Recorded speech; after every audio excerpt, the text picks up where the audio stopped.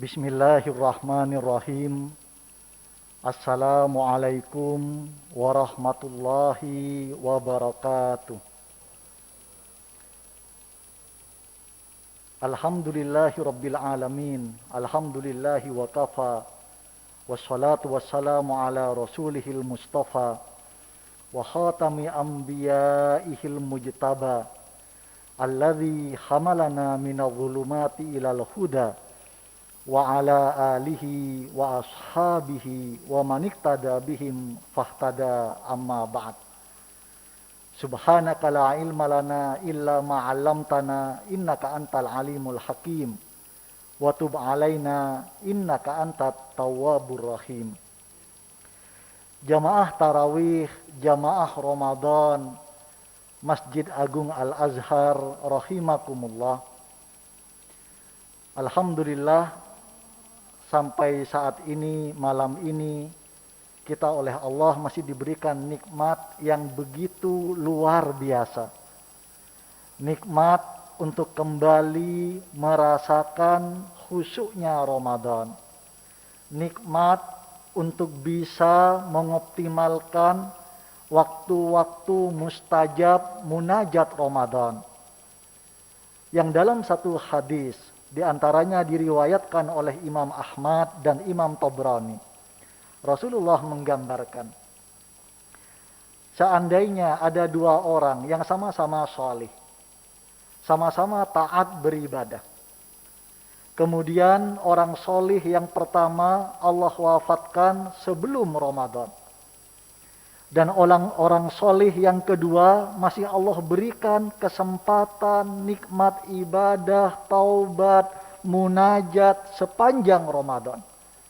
Dan baru Allah wafatkan setelah menuntaskan ibadah Ramadannya. Maka Rasulullah menggambarkan dalam hadis riwayat Imam Ahmad dan Imam Tabrani ini, al-masafah bainahuma, jarak antara keduanya, antrean di depan pintu surganya, masirata sab'ina aman. Perbedaan antriannya itu 70 tahun, Pak. Ini yang menggambarkan bahwa ketika Allah kembali memberikan karunia Ramadan, itu tidak pernah merupakan nikmat yang biasa-biasa saja. Bapak dan Ibu rahimakumullah, yang sering kita dengar sepanjang Ramadan, bulan yang mulia, bulan yang penuh hikmah, yang bahkan sejak 1442 tahun yang lalu digali dalam berbagai ceramah, berbagai kajian, seolah-olah samudra hikmahnya tidak pernah selesai dan habis. Kita sering mendengar ketika khatib menggali hikmah Ramadan, mengutip firman Allah di surat Al-Baqarah ayat 183, bahwa tujuan dari Ramadan adalah la'allakum tattaqun. Maka tema tausiah tarawih kita hari ini adalah la'allakum tattaqun sebagai solusi permasalahan bangsa. Hari-hari ini, akhir-akhir ini kita melihat bangsa kita, negeri kita begitu banyak problem, begitu banyak masalah. Dari mulai tingkat kenegaraan, tingkat masyarakat, sampai unit yang terkecil yaitu keluarga. Di tingkat kenegaraan kita melihat bagaimana bangsa kita saat ini diuji dengan pandemi yang luar biasa. Ekonomi terpuruk. Di sisi lain kita melihat ikatan-ikatan sosial di antara anak bangsa juga merenggang. Maka ketika Allah Subhanahu wa taala menghadiahkan Ramadan yang tujuannya adalah la'allakum tattaqun, maka sebenarnya Ramadan ini bisa menjadi samudra hikmah, solusi bagi bangsa ini, bagi negeri ini dari berbagai persoalan yang membelitnya. La'allakum tattaqun digambarkan oleh Al-Allamah Ibnul Qayyim Al-Jauziyah, bahwa la'allakum tattaqun itu maknanya adalah bagaimana kita menikmati ketaatan kepada Allah, imanan wahtisaban.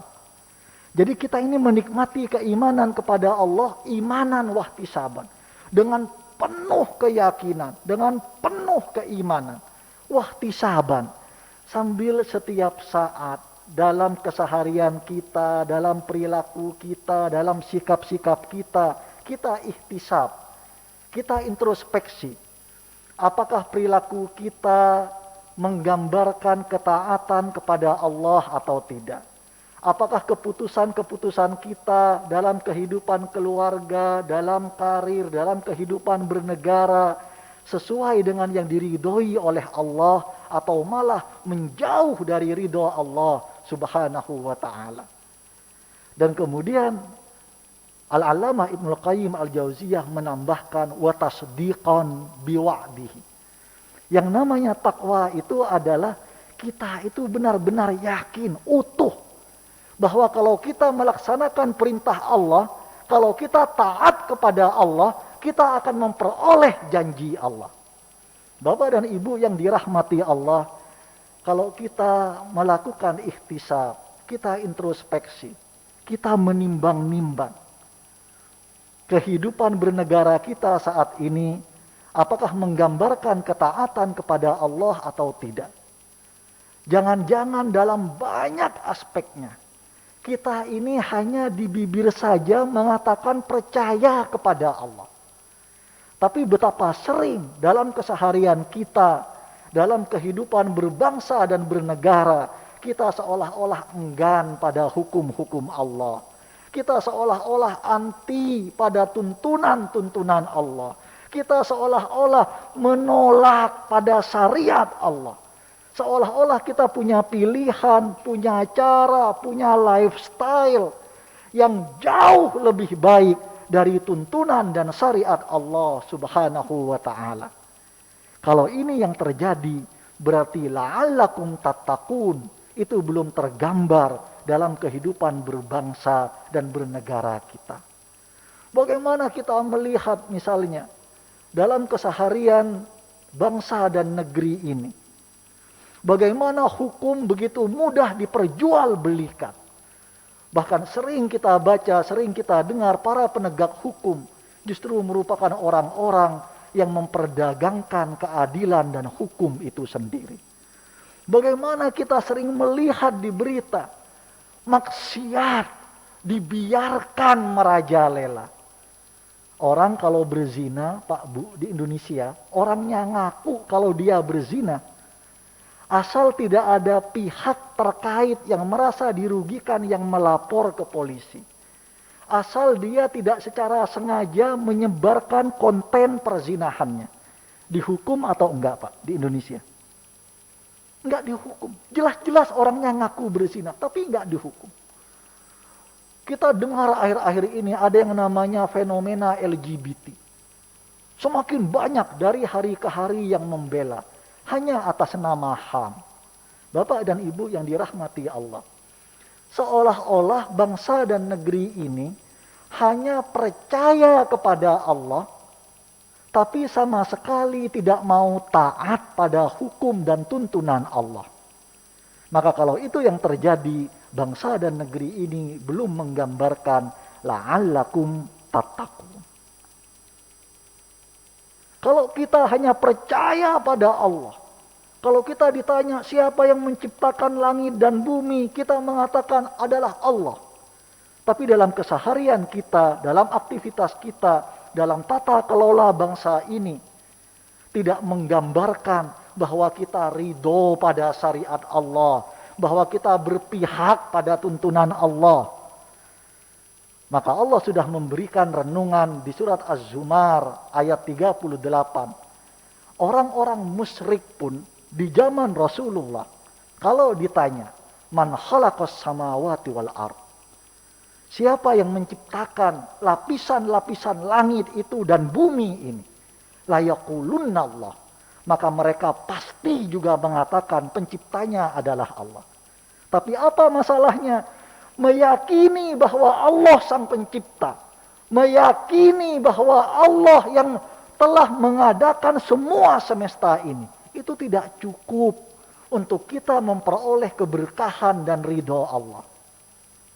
Syarat memperoleh keberkahan dan ridho Allah adalah at-taqwa, la'allakum tattaqun itu. Kalau hanya beriman tapi enggan pada tuntunan Allah, pada hukum Allah, jangan heran kalau bangsa ini tertatih-tatih, terpuruk menghadapi masalah demi masalah. Jangan heran kalau kita ini jauh dari gambaran firman Allah di surat Al-A'raf ayat 96. Bagaimana Allah Subhanahu wa taala berfirman, "A'udzu billahi minasyaitonir rajim. Walau anna ahlal qura," dan seandainya penduduk negeri itu amanu, mereka beriman kepada Allah. Cukup enggak beriman? Enggak cukup. Wattaqau. Tapi mereka bertakwa kepada Allah. Yang menurut Al-Allamah Ibnul Qayyim Al-Jauziyah tadi, takwa itu adalah kita itu taat kepada Allah, kepada hukum-hukum Allah dengan penuh keyakinan, sambil setiap keputusan kita, keseharian kita cerminkan, kita bandingkan dengan tuntunan Allah, apakah sudah sesuai atau berbeda dengan tuntunan Allah. Dan kita yakin sepenuhnya kalau kita taat pada perintah Allah, pada tuntunan Allah, maka kita akan memperoleh janji Allah. Apa janji Allah? La fatahna alaihim barakatim minas sama. Maka pasti aku akan buka seluas-luasnya untuk penduduk negeri itu. Keberkahan-keberkahan yang turun dari langit dan yang keluar dari bumi. Para jamaah yang dirahmati Allah, kalau kita kembali pada sejarah bangsa ini, sebenarnya la'allakum tattaqun ini yang menjadi modal para founding fathers kita ketika memperjuangkan kemerdekaan dan tegaknya bangsa dan negeri ini. Bagaimana founding fathers kita bahkan mewujudkan la'allakum tattaqun yang mereka rasakan betul sebagai kekuatan perjuangan bangsa ini.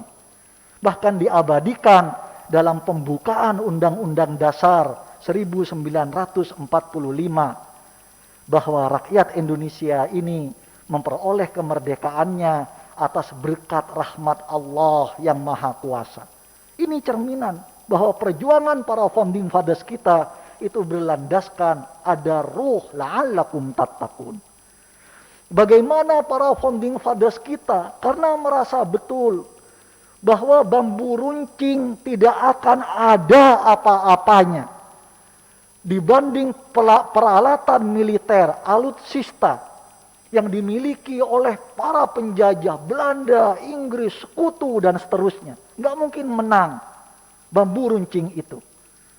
Dan yang bisa memenangkan bambu runcing dari semua peralatan perang modern itu adalah karena yang mereka sebut atas berkat rahmat Allah yang Maha Kuasa. Oleh karena itu, para jamaah yang dirahmati Allah, la'allakum tattaqun ini diabadikan oleh para founding fathers kita, oleh para pendiri bangsa dan negeri ini, diabadikan menjadi sila pertama dari dasar negara kita, yaitu ketuhanan yang Maha Esa. Yang sila pertama ini kemudian harus menjadi roh, harus menjiwai, harus menjadi tonggak dan penggerak dari 4 sila yang lain. Kemanusiaan yang adil dan beradab tidak akan terwujud dalam keyakinan para pendiri bangsa ini kalau rohnya bukan ketuhanan yang Maha Esa. La'allakum tattaqun. Persatuan Indonesia tidak akan pernah bisa terjadi dengan mulus kalau tidak dijiwai oleh ketuhanan yang Maha Esa. Bagaimana mayoritas Muslim di Indonesia kalau sedang ke Bali di hari Nyepi, kemudian semua bandara ditutup, bank-bank ditutup, lampu dimatikan, semua aktivitas seolah-olah berhenti. Tapi kita menghargai, kita tidak protes. Karena kita tahu saudara-saudara kita yang di Bali saat itu sedang mengamalkan ketuhanan yang Maha Esa. La'allakum tattaqun, menjiwai persatuan Indonesia. Bagaimana di Jakarta yang mayoritas muslim, saudara-saudara kita di bulan Ramadan menghargai kita yang sedang berpuasa.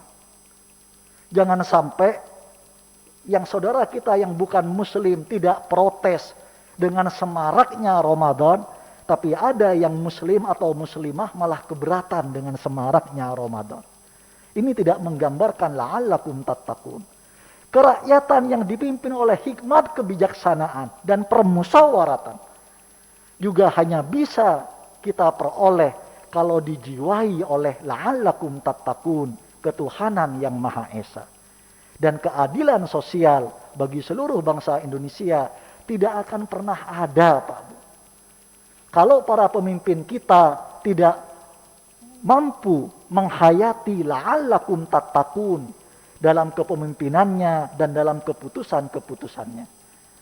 Jamaah tarawih, jamaah Ramadan, Masjid Agung Al-Azhar yang dimuliakan Allah.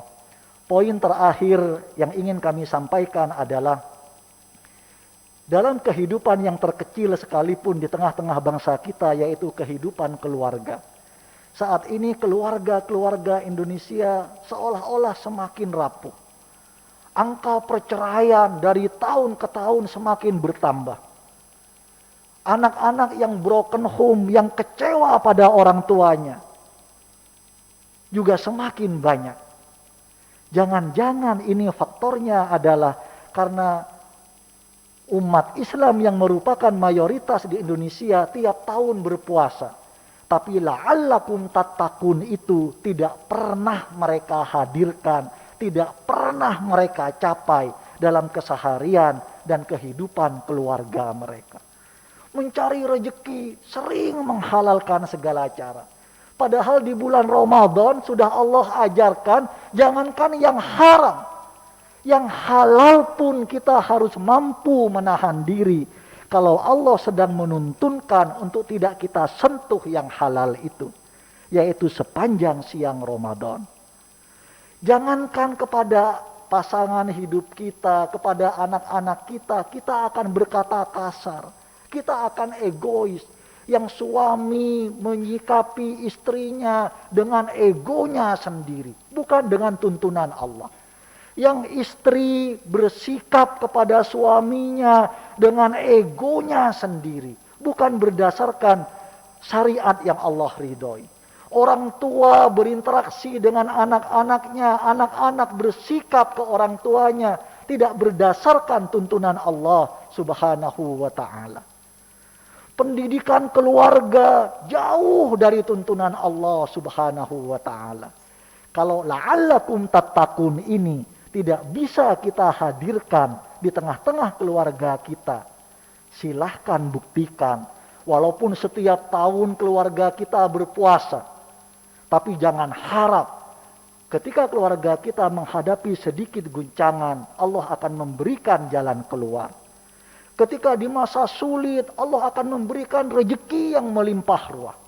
Dan ketika keluarga kita punya urusan, punya hajat, Allah akan mudahkan jalannya. Semua hal ini hanya bisa kita raih kalau la'allakum tattaqun kita hadirkan dalam keseharian dan dalam kehidupan keluarga kita. Allah Subhanahu wa ta'ala berfirman di surat At-Talaq secara beruntun dari ayat 2 sampai ayat 4. Apa hadiahnya? Kalau la'allakum tattaqun bisa kita hadirkan di tengah-tengah keluarga kita. Hadiah yang pertama, wa may yattaqillah yaj'al lahu makhraja. Barang siapa yang bertakwa kepada Allah, apapun masalah yang dihadapi, Allah akan berikan jalan keluarnya. Allah tambahkan lagi hadiah yang kedua, wa yarzuqhu min haitsu la yahtasib.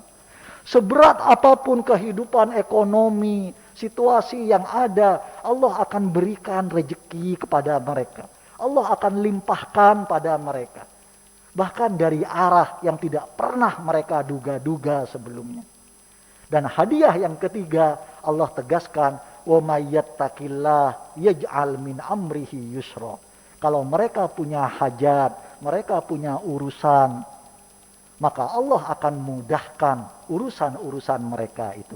Insya Allah, kalau la'allakum tattaqun bisa kita hadirkan dalam kehidupan berbangsa di Indonesia tercinta ini, dalam keseharian keluarga-keluarga kita, maka apapun masalah yang sedang Allah ujikan bagi negeri tercinta ini atau bagi keluarga-keluarga Indonesia, Allah akan selalu berikan jalan keluar, Allah akan selalu berikan kemudahan, dan Allah akan selalu limpahkan rezeki dan keberkahannya.